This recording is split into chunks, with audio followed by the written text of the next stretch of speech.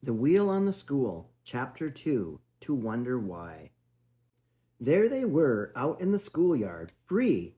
Jell appeared again over the roofs of the houses at the distant tower, rising beside the dike.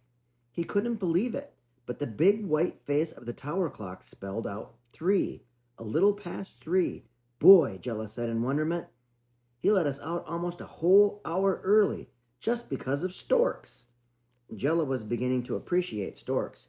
What do we do? He said eagerly to the other boys. But Lina took charge. Since she had started it with her essay about Storks, she felt responsible. It was a wonderful day. The sky was bright and blue. The dike was sunny. Let's all go out and sit on the dike and wonder why, just like the teacher said. Nobody objected. They all dutifully set out for the dike, still feeling happy because of this hour of freedom that had so suddenly and unexpectedly come to them. Still grateful enough to the Storks and Lina to be obedient to her and sit on the dike and think about Storks. But Jella lagged behind, and that was unusual. But Jella was generally in the lead. Going down the village street, he stared at every house he passed as if there was something new in the new freedom. But he dutifully climbed the dike and dutifully sat down at the end of the row of boys. Lina sat at the other end. They sat. Nobody seemed to know just how to begin to wonder, without the teacher there to start them off. Jella stared up at the sky. There wasn't a cloud in the sky. There were no storks. There wasn't even a gull. Jella looked at the sea stretching empty before him. There wasn't a ship in the sea. Jella looked along the quiet row. Everybody was just sitting, hugging his knees. Everybody looked quiet and awkward and uncomfortable. Suddenly, Jella had had enough. He looked along the row of boys at Lina. The teacher didn't say we had to sit in a row on the dike to wonder, did he? Well, no, Lina said, but I thought, well, he's never given us a whole hour off from school before, and I thought, well then, Jella said. It just didn't feel right to sit when you were free, but the quiet sea and the quiet sky suggested nothing to him. Then, fortunately, a slow canal boat came pushing around a faraway bend in the canal. The two men on deck lowered the sail and the mast so the boat could slide under the low bridge. The men picked up poles to push the boat along under the bridge. Jella jumped up. Now he had an idea. Hey, let's all get our poles and go ditch jumping. All the boys, with the exception of Elka, jumped up eagerly. Here was something to do, fun in the freedom. You too, Elka, run and get your pole, Jella said. And tell Akka to get mine too. I'll wait here. Lina stared at Jella in dismay. Even Elka had to go. The excited voices of the boys came drifting back to her. Lina fixed her eyes hard upon a distant, hazy swirling far out above the sea, wanting it to be a stork, but knowing all the time it was just a seagull. She wouldn't play with Elka again for a week, maybe 10 days even, maybe 3 weeks.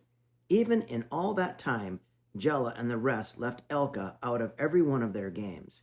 She wouldn't bother with Elka either. She just wouldn't bother. She stared hard at the gull.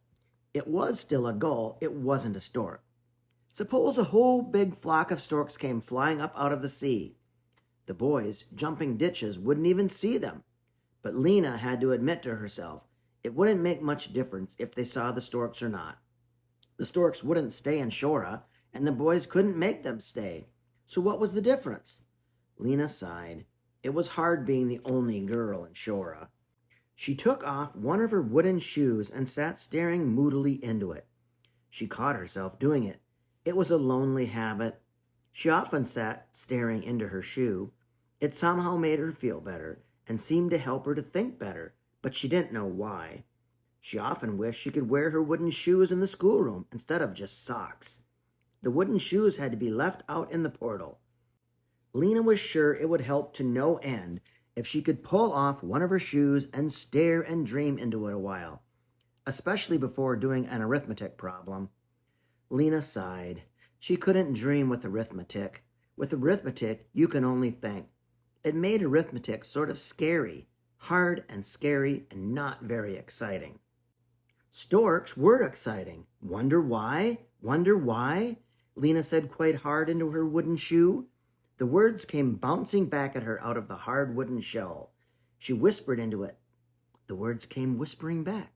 She sat dreaming, staring into the shoe, and the seagull was swirling and sailing far out at sea. Still thinking and dreaming about storks, she got up in her nice hazy daze and wandered away from the dike, one shoe in her hand. She went slowly down the street, staring intently at the roofs of all the houses, as if she'd never seen them before. The village street lay quiet and empty.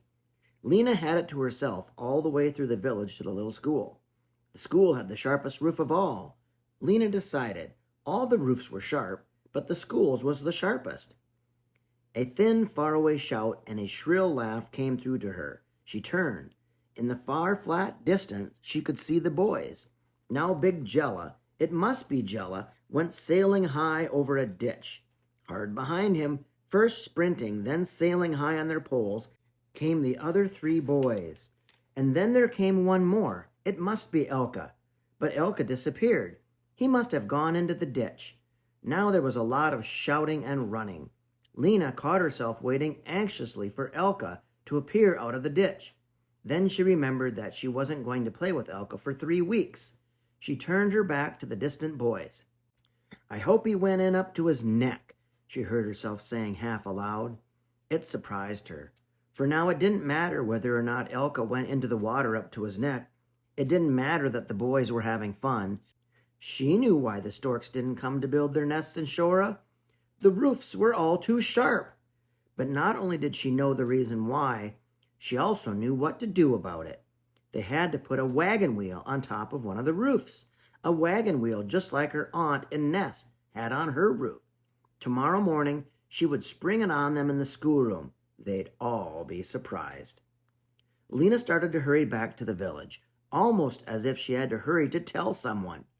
She put her wooden shoe back on to hurry better. There wasn't anyone there, she knew. The boys were playing in the fields. The teacher had gone. She could go home and tell her mother, but she would tell her mother anyway. It just seemed to her there had to be somebody new to tell it to. She had that feeling. There wasn't anyone like that. The whole street was empty. It made her hurrying suddenly seem senseless. Lina slowed herself by staring at a house. Once more Lina dawdled down the street. Once more she stood a dreamy while before each house. Her shoe came off again. She was staring up at the roof of Grandmother Sybil III's house when the old lady came out. It startled Lina. I know I'm a noisy old creature, Grandmother Sybil III said, but there you are again, standing and staring. I've been watching you, wandering from dike to the school and back again, like a little lost sheep. Lina laughed a polite little laugh. Oh, I'm not exactly wandering. I'm wondering. Oh, said the old lady, mystified. Well, I guess wondering is always better than wandering. It makes more sense.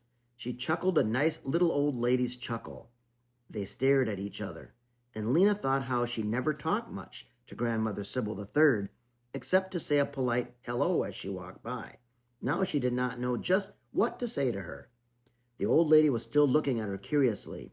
Is that why you have your shoe in your hand? She said gently. Because you are wondering so hard? In surprise, Lina glanced down at her hand, holding the wooden shoe. She reddened a little and hastily slipped it back on her foot. What must Grandmother Sybil think?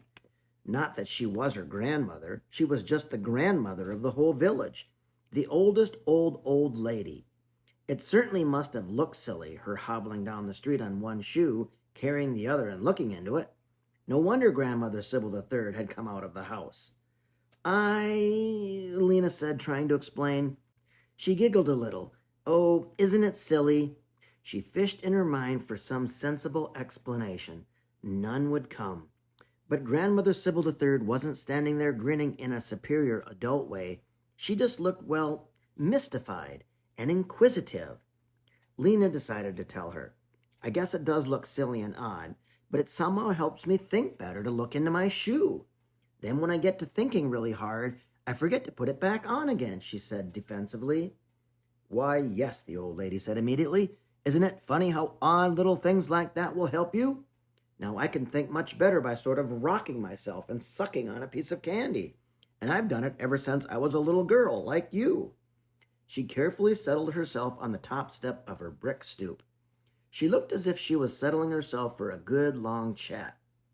"Now, of course, I've just got to know what it was you were thinking about so hard that it made you forget your shoe." She chuckled her little old chuckle again. "And if you don't tell me, I won't sleep all night for trying to guess." They laughed together. Grandmother Sybil patted the stoop next to her. "Why don't you come and sit down with me and tell me all about it?"